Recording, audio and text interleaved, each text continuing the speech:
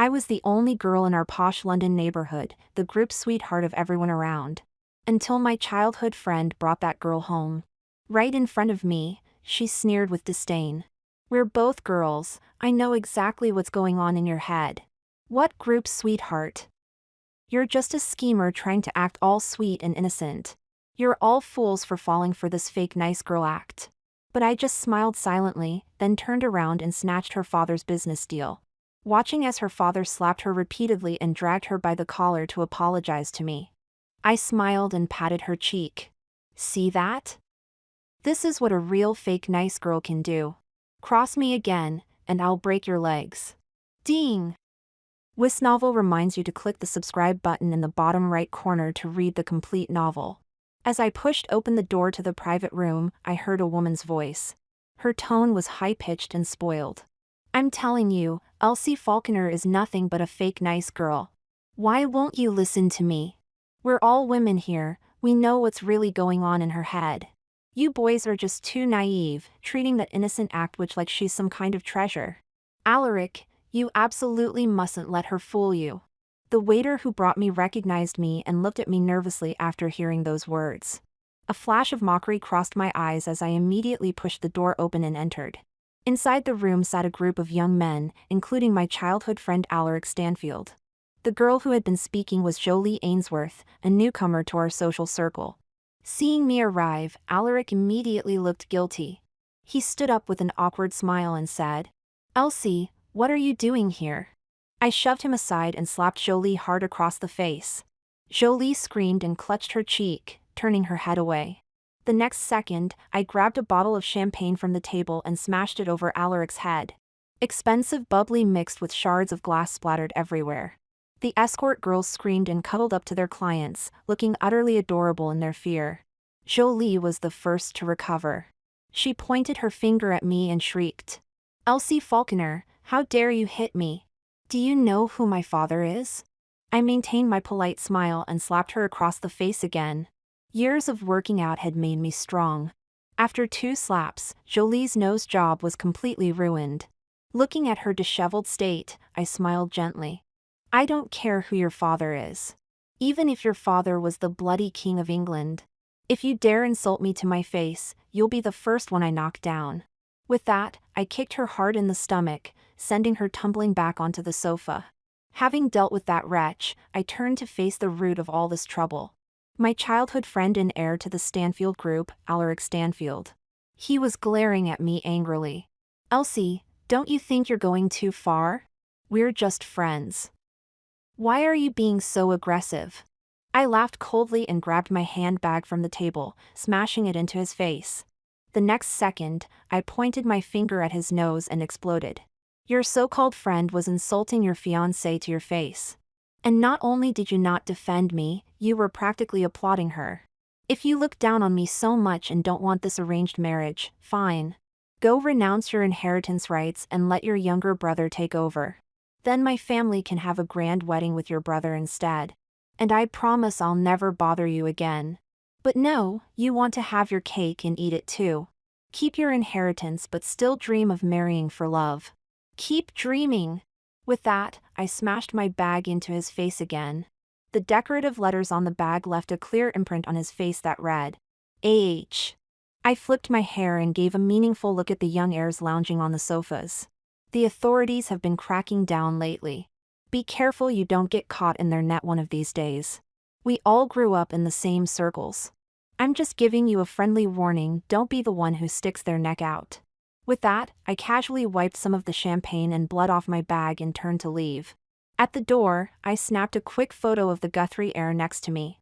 In the photo, he had his arm around a girl with her shoulders half exposed. Lipstick marks clearly visible on his face and collarbone. Having accomplished all that, I finally pulled open the door and slammed it shut behind me with a bang. I was raised in a posh London estate. The only girl among a bunch of rowdy boys that no one seemed to like. While they were busy getting into fights and failing exams, I became the perfect child of the estate, clever, well-mannered, top of my class, and as sweet as sugar. Though their fathers would often scold them, saying, "Why can't you be more like Elsie?" the boys never held it against me. Instead, They treated me like royalty. After all, I was the only one who diligently did my homework every day, which they could copy. And when the lads from the nearby sports academy got too rough, Heir needed me as their strategist to win the fights. These brawls continued from when we were 8 until we turned 18. After that, some went abroad, others to university. As the economy boomed, family businesses flourished. And my former playmates donned a veneer of respectability, becoming society's elite. But among ourselves, things were different. Until Jolie Ainsworth appeared. A talented oil painting student from the Royal College of Art in London. More importantly, Jolie fawned over the boys, stroking their egos. They were like frogs in warm water, feeling too comfortable to notice the danger. In contrast, I, a well-off young lady from a similar background, found myself increasingly distant from them. I couldn't care less about this. She was just a plaything, a fleeting amusement. Once they got bored, they'd discard her. But now, Jolie dared to use me as a mere stepping stone to get closer to them? To make fun of me? Well, she'd better be prepared for my retaliation. In London's high society, word travels fast. The news of me publicly thrashing Alaric Stanfield reached his family's ears the very next day. The following morning, Mrs. Stanfield came to apologize, bearing gifts. Behind her stood Osric Stanfield, still in his high school uniform, carrying several boxes of tea, looking obedient and sensible. Mrs. Stanfield held my hand, her face full of remorse. "My dear, I'm so sorry for what you've been through. You must come home with me for dinner today. I won't feel right otherwise."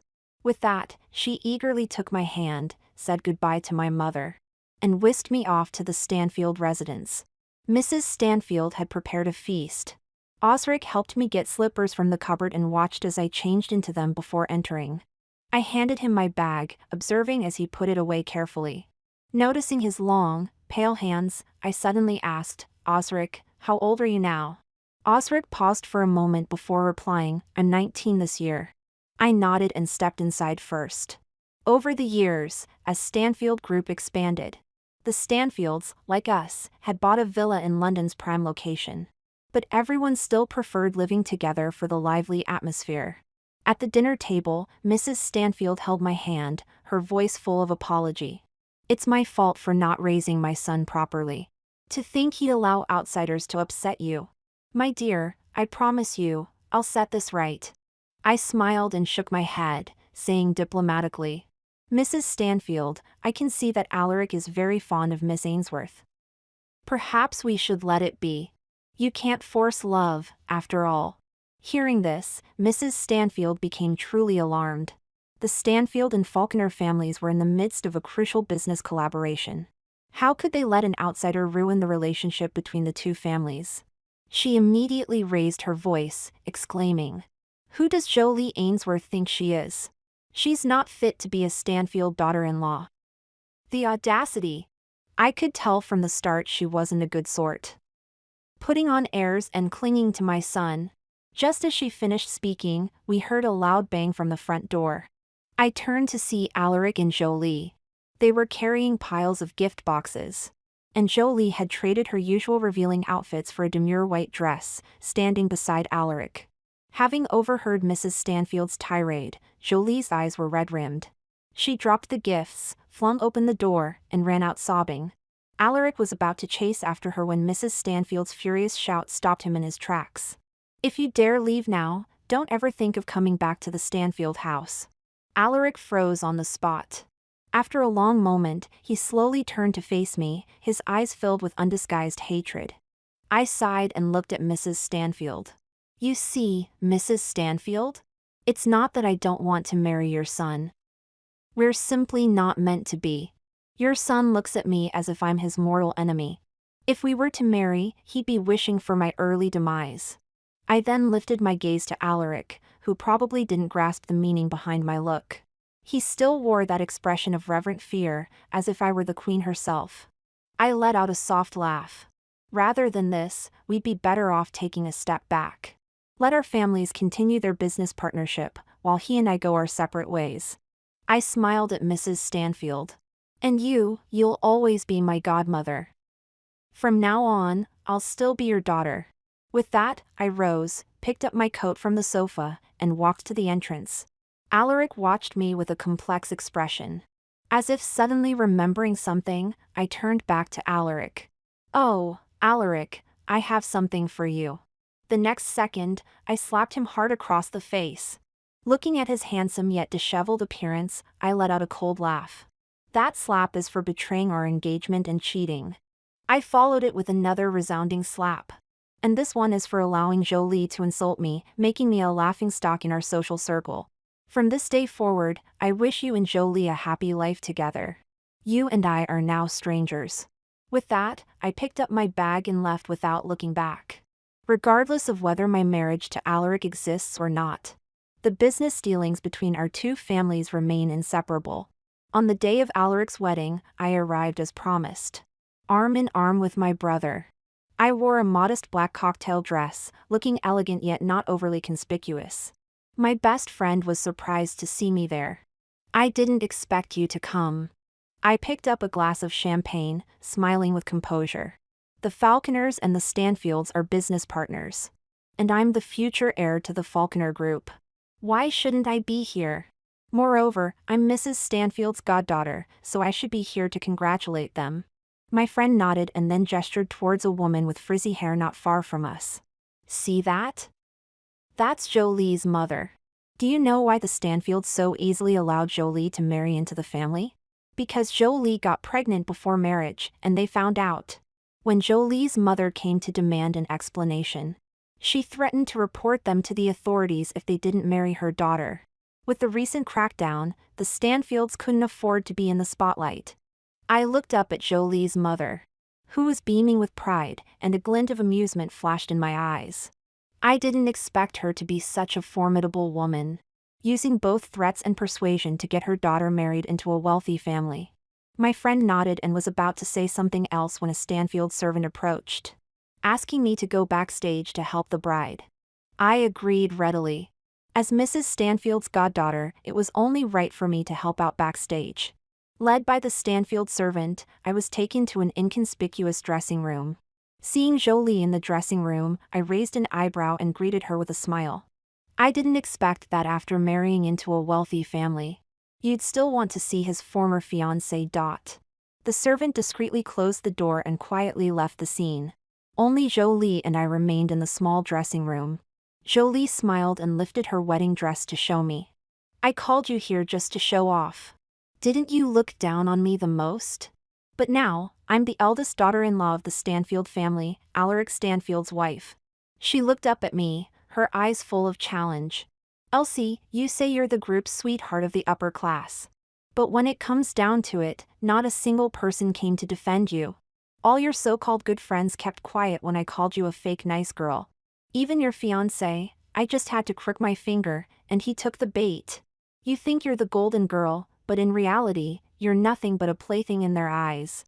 I'm the woman Alaric truly cherishes." She finished, looking at me with a smile, puffing out her chest as if she were the victor. I silently met her gaze, then suddenly smiled. "If that's what you think, then I have nothing more to say." I turned to open the dressing room door, but Jolie grabbed me. "You're not leaving." As soon as she spoke, I shook off her hand. Jolie stepped on the hem of her wedding dress, screamed, and then fell to the ground. Accompanied by Jolie's scream, a pool of blood slowly seeped from under her wedding dress. The next second, the dressing room door was flung open. It was Jolie's parents. Behind them were the Stanfields, who had rushed over upon hearing the commotion. Seeing her parents, Jolie immediately burst into tears. "Mom." Elsie pushed me down. "Quick, take me to the hospital." After all the chaos, the wedding ended on a sour note. The servants at the scene spread the news, saying that Miss Falconer, out of resentment for not marrying Alaric, harbored ill will towards Jolie. She had sneaked into Jolie's dressing room and gotten into a fight with her. Who knew that Jolie was carrying the Stanfield heir? And in the scuffle, Elsie had punched her in the stomach, likely causing a miscarriage. The half-true, half-false rumors spread instantly. At the hospital, I sat calmly in a chair, showing no signs of panic. I even leisurely prepared a cup of tea for myself. Alaric, however, was pacing around like a cat on hot bricks. Still wearing his groom's suit from the wedding, he burst into the office, ready to lunge at me. My brother quickly stepped in to hold him back. Disheveled but with a fierce look in his eyes, Alaric snarled. "Listen here, Elsie Falconer. If anything happens to Jolie or the baby, you'll pay dearly. This is the Stanfield family's first grandchild. Even my mother won't be able to protect you." As soon as he finished his threats, Jolie's mother rushed forward, wailing and shrieking. "My poor daughter. Look what you've done to her. If my daughter suffers any harm, I'll make you pay with your life." The two of them carried on, turning the waiting room into a veritable Billingsgate market. A young nurse hurriedly approached me, whispering something in my ear. Hearing this, I nodded with a smile and looked up at the panting Alaric. "The child in Jolie's womb can't be saved, but I'm not responsible for it. You have one last chance to beg me not to make this a bigger scandal." Hearing my words, Alaric spat at me. Just as he was about to curse, Mrs. Stanfield burst through the door. Seeing his mother arrive, Alaric thought she had come to back him up. He craned his neck, about to say something, when she slapped him hard across the face. Mrs. Stanfield let out a cold laugh and hurled a document at Alaric's face. The papers scattered on the floor. It was a DNA test report. I stood up with a smile and greeted Mrs. Stanfield. Not satisfied, Mrs. Stanfield pointed at her son and berated him. "Thank goodness Elsie was clever enough to have me keep an eye on that little tramp Jolie. That's how we uncovered this mess. That hussy's baby is nothing but a bastard. And she had the nerve to try and pass it off as a Stanfield." With that, Mrs. Stanfield slapped her son again. That little minx knew her illegitimate pregnancy would be discovered sooner or later. So she took abortion pills, planning to blame the miscarriage on our Elsie. "Your mother's been shrewd for decades. How did I end up with such a fool for a son? You've nearly ruined the Stanfield name." Mrs. Stanfield was so angry she had to catch her breath. Alaric, pinned to the ground, was completely dumbfounded. The child wasn't his. He looked up at Jolie's mother. But she lowered her head guiltily at the sight of the DNA report, not uttering a word. I casually picked up the bright green rubbish bin from the desk and plunked it on Alaric's head. "No worries, mate. The baby might not be yours, but the wife still is." Hearing this, Mrs. Stanfield immediately caught on and pointed at Alaric, cursing. "A woman like Jolie is not fit to be the Stanfield family's daughter-in-law. If you still want to marry her, you can get out of the Stanfield family. Don't expect a single penny of inheritance." With that, Mrs. Stanfield stormed out, slamming the door.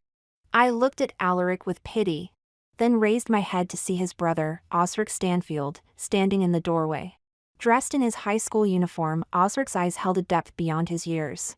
We exchanged a knowing glance, then I walked past him without a second look. The scandal was quickly hushed up. After Jolie's miscarriage, the wedding plans were abandoned, and she was unceremoniously thrown out of the Stanfield family. There are no secrets in London's high society, and everyone soon dug up that DNA test report. They all discovered the bright green hat sitting atop Alaric's head. With no daughter-in-law, the Stanfield family turned their attention to me. My brother frowned at the pile of gifts sent by the Stanfield's butler, feeling a bit of a headache.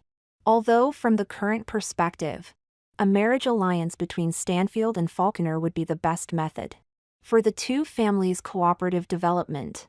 But he couldn't bear to marry me off to someone as useless and notorious as Alaric. Just as he was about to refuse, I smiled and accepted the gifts.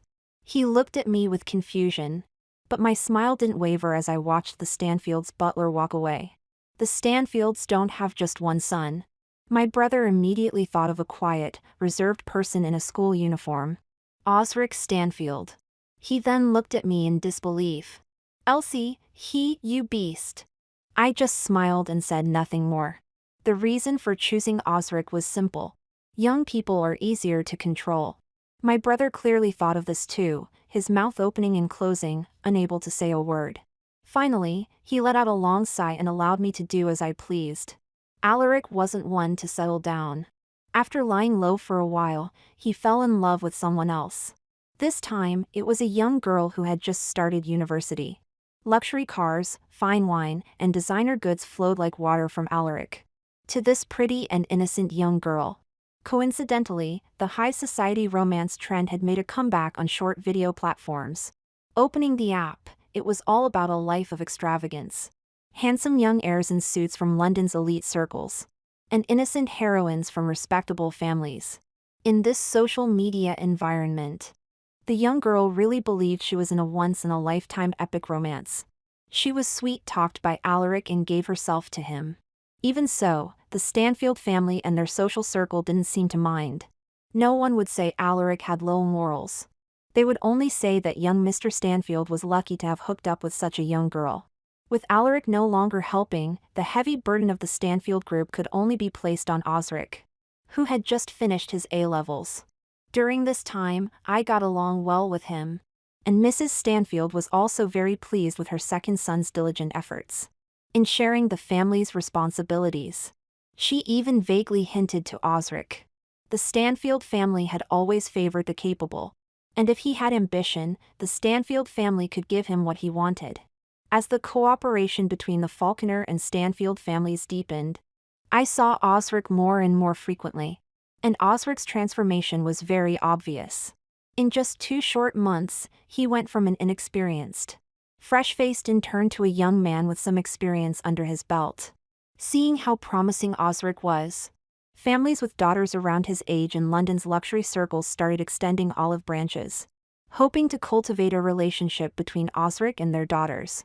But Osric surprised everyone by packing up his things at Stanfield Group and coming to work at Falconer's.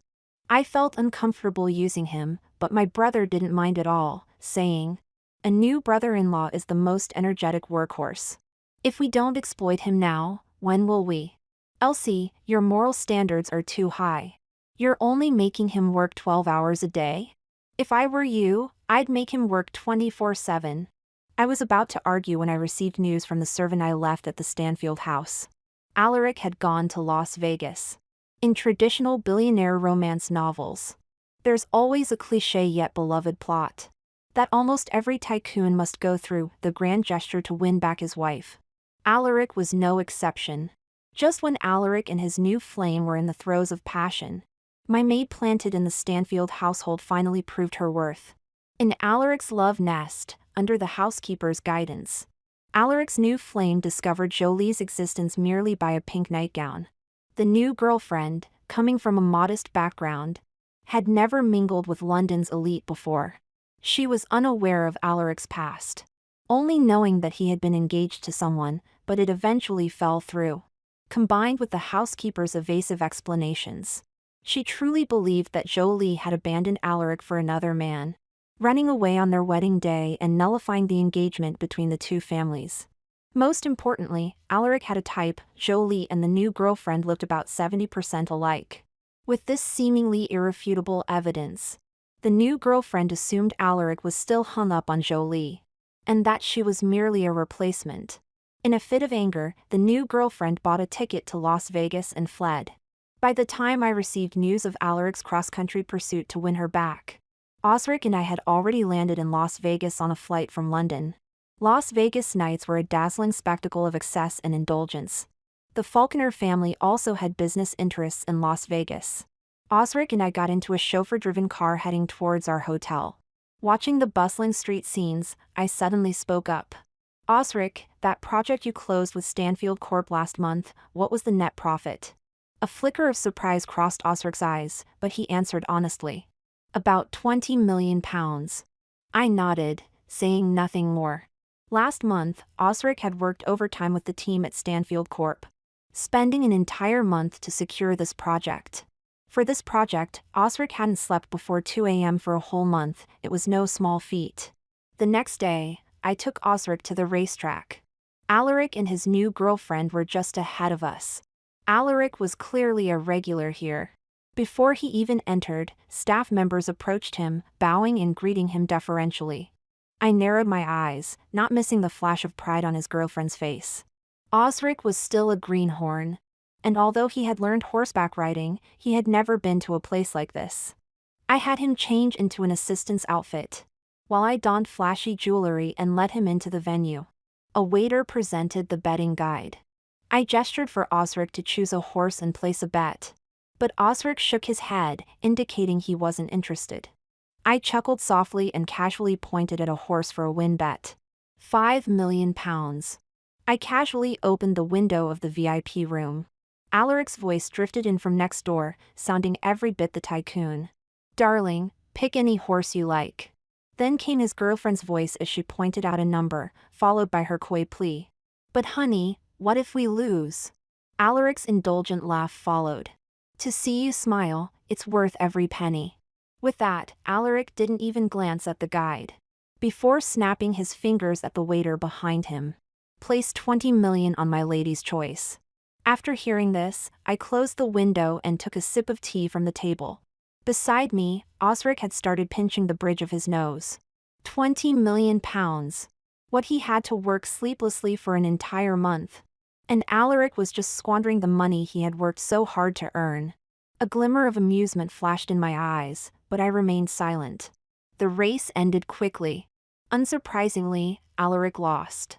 When the results were announced, Osric sprang up from the sofa, his eyes blazing with barely contained fury. I turned back to look at Osric, quite satisfied with his current state. Spending £20 million to make Osric determined to oust Alaric from Stanfield Corp was worth it. After that horse racing event, I decided to stop meddling with Alaric's affairs. That very evening, I took Osric back to London. Upon returning to London, Osric became even more dedicated to his work. Although it was only a brief 2 days, I managed to make Osric understand an important lesson. If a spoiled heir like Alaric were to take over the Stanfield business, he would inevitably squander the family's fortune. Only by growing up faster and securing his own position in the company could Osric ensure that his hard-earned money wouldn't be wasted by Alaric. That new girlfriend had her own tricks up her sleeve. According to his assistant, Alaric had been away for another 2 weeks, squandering nearly £50 million. Of that sum, over £40 million was frittered away at the racecourse and in Las Vegas casinos. I forwarded the bill to Osric without any alterations. Osric took a deep breath and silently ordered 2 bottles of heart medication from Amazon. Initially, Alaric had shown some interest in the business. However, since getting together with his new girlfriend, he had become like a king who never attends court, gallivanting around with her. He even spent several £1,000,000 to build an art gallery for Jolie in Westminster. By this time, Osric had been back at university for 2 months, juggling between school and the company, which had caused him to lose a noticeable amount of weight. At 3 a.m. on the day he received this news, Osric was still wide awake. Worried he might do something rash, I sat with him in the office. The desk was piled high with unorganized documents. These were the files his team had prepared to secure their latest project. Because they were snatching a client from a competitor, Osric and his team had worked tirelessly for 2 whole weeks. All that effort was for a project with a profit margin of just £2 million. I looked up at Osric. He appeared much more haggard. Suddenly, his phone lit up. I glanced over and saw it was an advertisement for the art gallery. Osric saw it too. This message seemed to be the final straw for him. He violently swept the documents off his desk onto the floor. With a loud thud, 4 papers scattered across the office. Amidst the chaos, Osric clutched his head in anguish. He took 2 deep breaths, then looked up again, his eyes now bloodshot. He stared at me intently. Elsie, I can't take it anymore. Let's take action. I really can't bear this any longer. Why should I be working myself to the bone while he enjoys the wealth I bring in? It's not fair. By the end of his outburst, he was on the verge of tears. I sighed. He was still just a child after all. Sitting on the sofa, I beckoned him over. He walked to my side. I patted his shoulder, and he sniffled before sitting on the floor. Just like when we were little, he rested his head on my lap. His face pressed against my stomach, not saying a word. After 2 weeks of continuous overtime and the emotional roller coaster he'd been through, by the time I went to nudge his face, he had already fallen asleep in that position. After composing myself, we began planning how to get Alaric out of the Stanfield family. Mr. Stanfield Sr.'s 70th birthday was approaching quickly. The cold December weather in London made Mr. Stanfield worry about his elderly father catching a chill. So he decided to move the party to the Stanfield family's old mansion.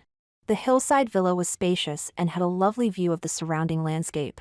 When the invitation arrived, I was in the middle of choosing my outfit. A pale pink dress made me look gentle and beautiful, with my dark hair pinned up elegantly. Gone was my usual businesslike demeanor from the shopping center. Instead, I looked like the kind of sweet girl older people adore. The Stanfield and Falconer families had been friends for generations.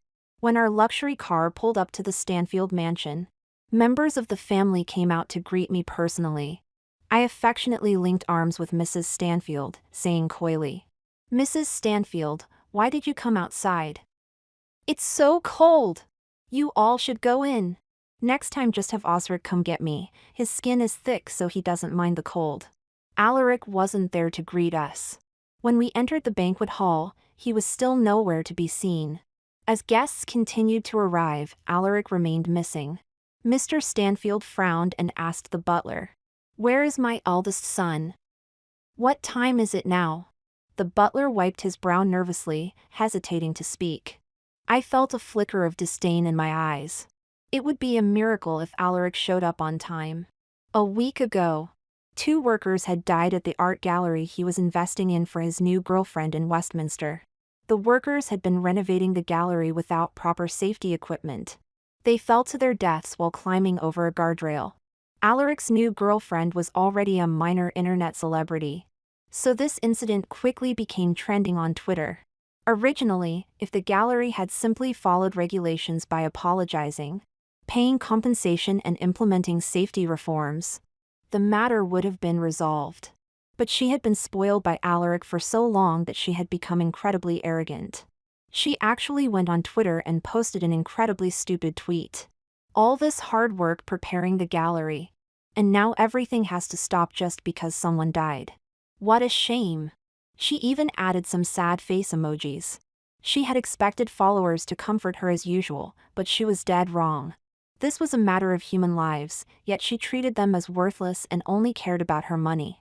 The trending topic on Twitter had already attracted many outsiders, and her tweet immediately sparked widespread outrage.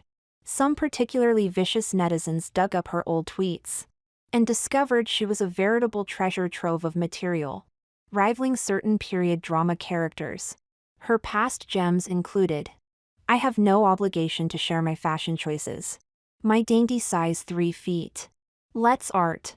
I'm so glad you also appreciate art and have your own insights." Soon, people began to establish a whole field of study based on her tweets. They named it Lottie Studies after her. Now everyone online fancied themselves meme kings, flocking to Jolie's comments to play with various catchphrases. This would inevitably result in the humiliated Lottie blocking them. Let's graduate.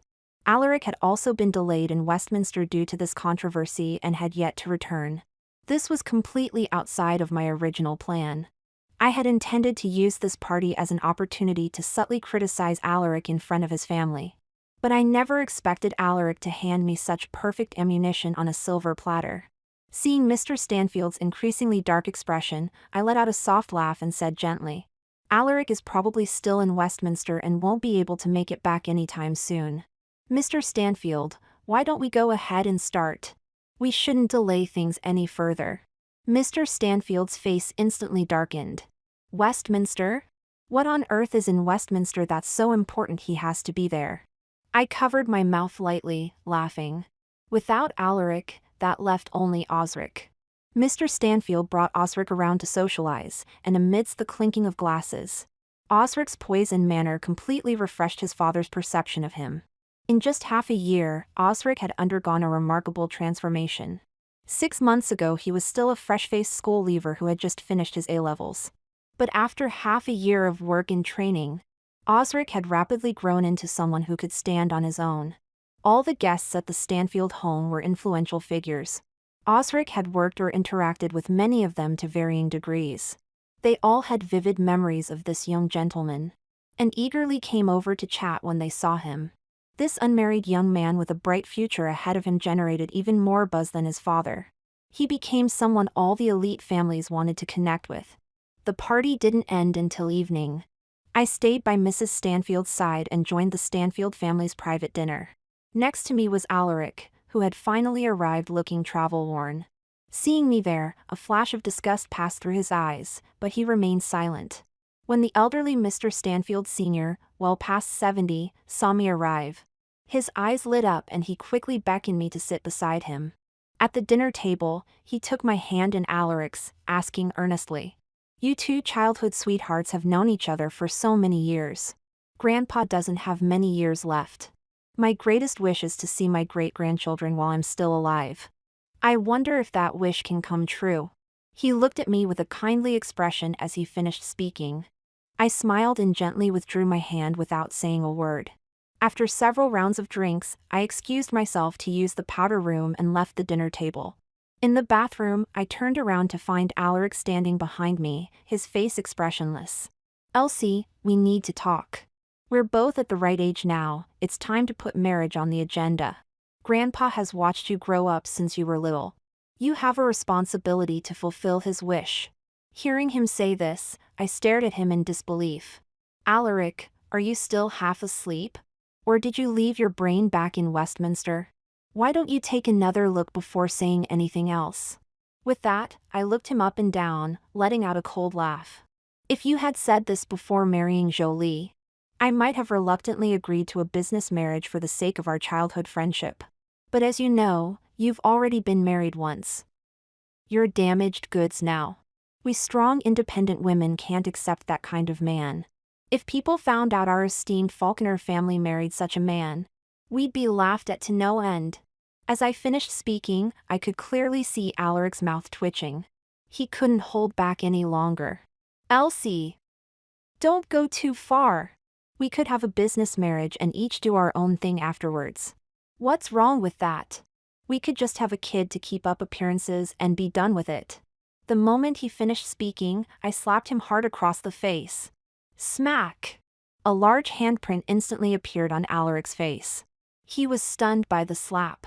Taking advantage of his momentary shock, I swiftly delivered another slap to his other cheek. Smack! Looking at the two symmetrical handprints on his face, I let out a cold laugh. A business marriage? Keep dreaming, you bloody idiot. We'll each do our own thing? Just admit you're keeping a mistress on the side, you dog. Stop trying to act all high and mighty. Have a child casually? I'm afraid if I marry you, I'll end up working for free to support your illegitimate child. After saying this, I looked him up and down, suddenly smiling. Alaric Stanfield, why are you in such a rush to marry me? What's the matter? Have you run out of money? As I finished speaking, I could clearly see the change in Alaric's eyes. I nodded with satisfaction, seems like I hit the nail on the head. Earlier in the restroom, my assistant had sent me a message. Alaric's art gallery in Westminster completely failed to meet national regulations, posing extreme safety hazards. After the news of a worker's fatal injury broke out, the art gallery faced the risk of shutting down. Renovating the gallery, compensating the worker's family, hiring a PR team to suppress the news. Each of these tasks required money, and his funds had already been squandered during his previous relationships. The projects he had invested in, which were supporting his expenses, had also collapsed due to new government policies, unable to provide him with further financial aid. Originally, he could have helped his investments avoid policy pitfalls. But who told him to play the role of a wastrel for so long? His connections had long since been severed. Now, I fear he couldn't even scrape together a few £millions from his accounts. And if I were to enter into a business marriage with him, it would undoubtedly bring a large sum of money. Realizing this, my gaze towards Alaric grew increasingly contemptuous. Only those without ability covet their wife's dowry. And you're actually trying to marry me just to clean up after your mistress. Alaric, you've truly disgraced your ancestors. With that, I delivered another hard slap to Alaric's face. Alaric couldn't avoid it in time, and his face took another solid hit. After finishing all this, I picked up my phone from the wash basin and left with swagger. The phone screen showed an ongoing call. At the dining table, Osric calmly turned off the speakerphone, his expression impassive as he looked towards his parents, whose faces had turned as black as the bottom of a pot. This is why Elsie doesn't want to marry into the Stanfield family. After saying this, he raised his eyes to look at the elderly man sitting at the head of the table. Old Mr. Stanfield let out a long sigh. We, the Stanfield family, have wronged the Falconers.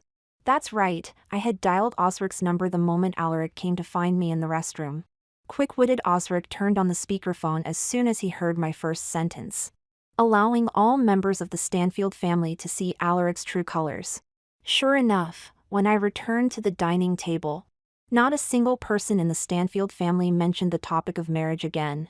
As for Alaric, he excused himself, claiming to be unwell, and left without returning. But none of this mattered to me anymore. The conversation I had with Alaric that day was incredibly revealing. 3 days later, after thorough investigation by Mr. Stanfield Sr. and Mr. Stanfield, all of Alaric's misdeeds over the past 6 months were uncovered.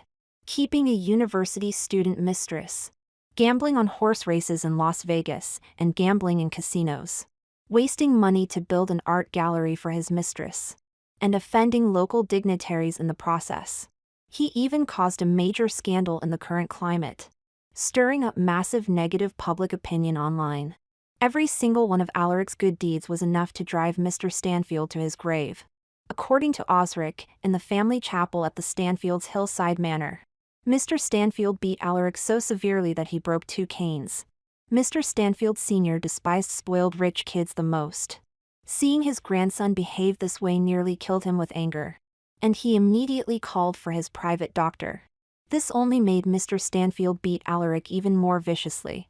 Osric excitedly asked me if this meant Alaric could no longer threaten his position in Stanfield Group. I just smiled without saying a word.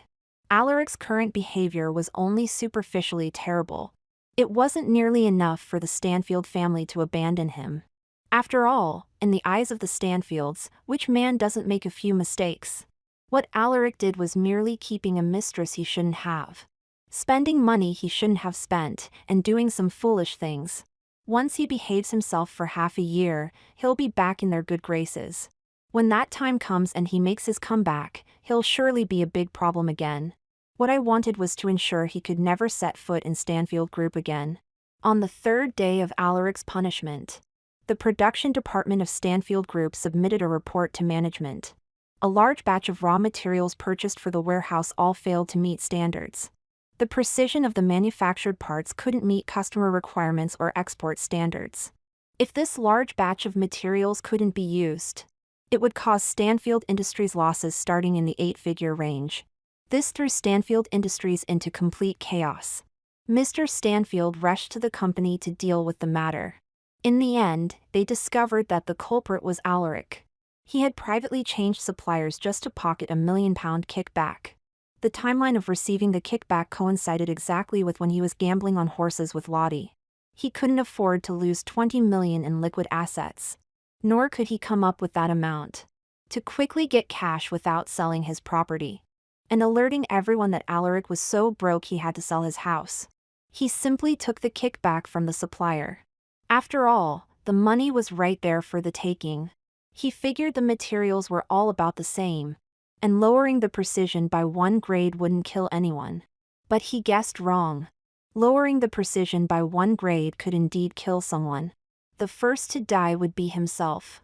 The Stanfield Group wasn't the only powerful entity in the business world. The massive financial losses alarmed the board of directors, who demanded an explanation from Chairman Mr. Stanfield. Without a satisfactory response, the staggering losses were enough to send Alaric to prison for decades. It was also sufficient to oust Mr. Stanfield from his position as chairman. After all, countless shareholders were waiting for answers. In this critical moment, Mr. Stanfield had no choice but to cut ties with Alaric. He was just a son, after all. He had another one anyway. Moreover, Osric had already begun to show signs of being capable of standing on his own, with a decisive and efficient approach that was far superior to Alaric's. And so, Alaric Stanfield was abandoned. Someone had to take responsibility, and Alaric had brought this upon himself. It served him right. In less than a fortnight, the Stanfield Group underwent a complete transformation. Alaric fell from grace. The board of directors thoroughly investigated Alaric, and in doing so, uncovered numerous surprises. Several mid-level managers under Alaric had been accepting kickbacks, embezzling an unknown amount of money from the Stanfield Group. Now, they were forced to return every penny with interest, before being sent off to prison. Alaric's remaining loyalists quickly switched sides, currying favor with Osric. Osric wasn't a playboy. During his half-year working at the group, he had successfully secured several projects, demonstrating his capability as the heir to the group. Combined with his good looks and reliable demeanor, everyone felt reassured and chose to put their faith in the Stanfield family.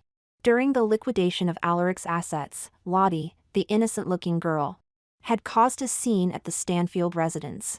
She claimed to be pregnant with a Stanfield child, the noble first grandson, and demanded that the family take responsibility. Having learned from the Jolie incident, Mrs. Stanfield laughed coldly and immediately took her to the hospital to terminate the illegitimate child. The art gallery was also reclaimed by the Stanfield family. They demolished the building, laid new foundations, and constructed a shopping center in its place. Osric wasn't a fool. He knew that my help wasn't charity or mere kindness. Therefore, on his 22nd birthday, he got down on one knee and presented a beautiful ring. It wasn't an ordinary engagement ring. It symbolized a deep collaboration between the Stanfield and Falconer families, an unbreakable contract binding them together for decades to come. This contract, sealed with marriage, would bring the Stanfield and Falconer families' profits approaching 9 figures, as well as countless non-monetary resources and connections. As for Alaric, after the incident, he vanished from future timelines. The Stanfield Group was left with Osric as the only son, with no other heir in sight.